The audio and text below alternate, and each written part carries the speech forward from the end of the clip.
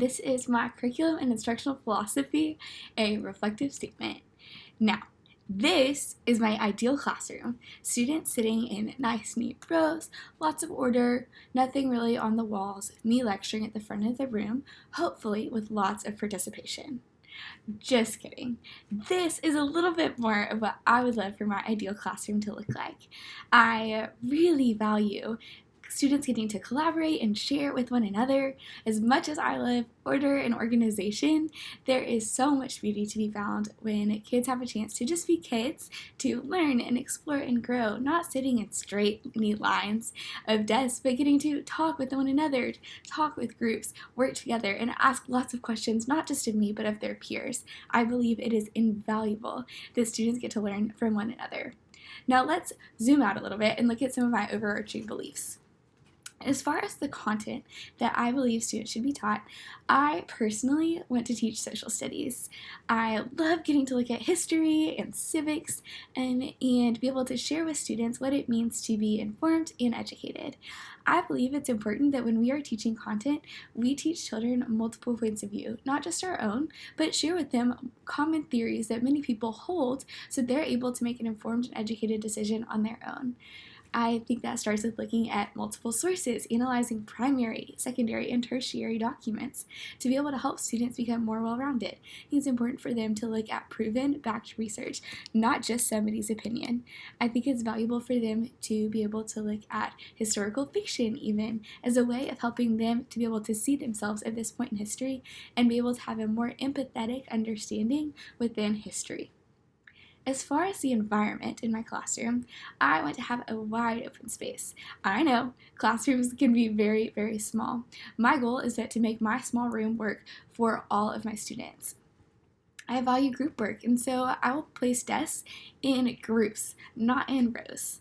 I don't want it to feel like a college lecture hall, but I want it to be a place where students feel free to explore, to analyze documents with one another, to share and ask questions of their peers.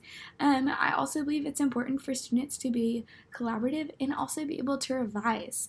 One thing that I have loved getting to hear about in this class and with this syllabus is that we have the opportunity to learn from the mistakes we make in our work, and after we receive a grade for an assignment and that feedback, to be able to revise our work based on that feedback. I believe that's a vital step in learning, and that helps students to be able to continue learning even after they have a grade, and teach them that learning is not just about a grade or a test score, but truly learning is something we do our whole lives.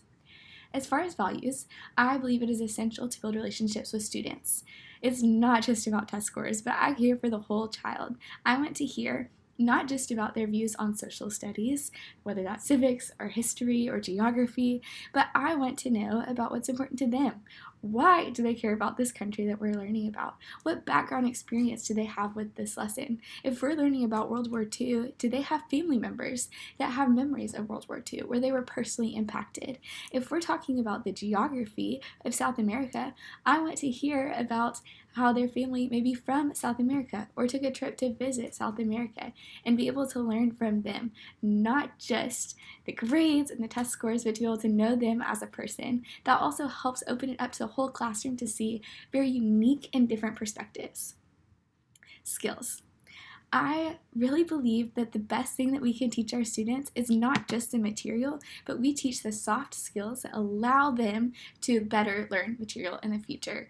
I want to teach students problem solving, time management, presentations, being a critical thinker, and able to evaluate and analyze different documents as well as synthesize things that they read. I want them to learn how to be good teammates and good friends to other people and be an integral member of a team. These are a few of my overarching beliefs, and as you can tell, I'm really passionate about these things and being able to care for the whole child in an environment that's supportive to their learning. So what is successful instruction? To me, I believe that effective instruction starts with inquiry. It starts with students having questions, having a thought that they want to answer. I love getting to toss out problems to students and see how they would solve it. It lets them really critically think and analyze different situations within history. I want it to be student-led. Now, this can be a term that's often thrown around, but to me, it does not mean that students are taking charge are the only ones that touch their education. It doesn't mean that students come up with the lesson and I'm just chilling in the back, but it means I let students be able to drive their learning and let their interests drive instruction. If we're talking about World War II and students are really, really interested in, say, learning about the Holocaust over different military battles, well, I'm going to make sure that I provide lots of examples of lots of different things that happened and give them as much information as they can handle about the Holocaust, since that's their area of interest in social studies, and then give them what is most important, what is needed for them to know the military, and make those connections back to the areas they're already interested in. I let their interest drive for their instruction. I also believe in evidence-based practices. One example of this has been the science of teaching reading that's now common in Texas. I think it's essential for teachers to know the research, to know best practices, so that they can carry those on to their students. We have to evaluate and grow and continue to learn as educators what can best help our students. Some things that I believe can be really ineffective is a focus only on testing. Now, these state tests are not going away, but we don't only teach to the test, we teach for them to be successful in life and then support them in this testing as needed. I believe that looks like teaching these important terms that they may need to know for a test, but giving them support in that if they learn it through working with a group or they learn it through a game or interactive activity, not just worksheets and not just rote memorization. I want students to be successful, to think deeply, and be able to take charge of their learning. So who should determine curriculum? Now, this has been a hot debate. I showed just a few pictures and news clips on this slide, but this is a challenge that is coming up in our education system right now. It seems almost every day I read in the news about a different parent advocacy group or a group of teachers that are standing up for education. Now, I believe in a multifaceted approach. Parents protect and care for their children. They love these kids and they are their child. And so they need to have a say in some way. However, teachers, as educators, we have degrees. We have spent so many hours and years of our lives learning how to best serve students, so we need to be a primary voice. School boards are also made up of elected officials that were chosen by parents, by teachers that live in the area to make decisions on their behalf. These people should work together and choose to collaborate on ways to be able to best help students.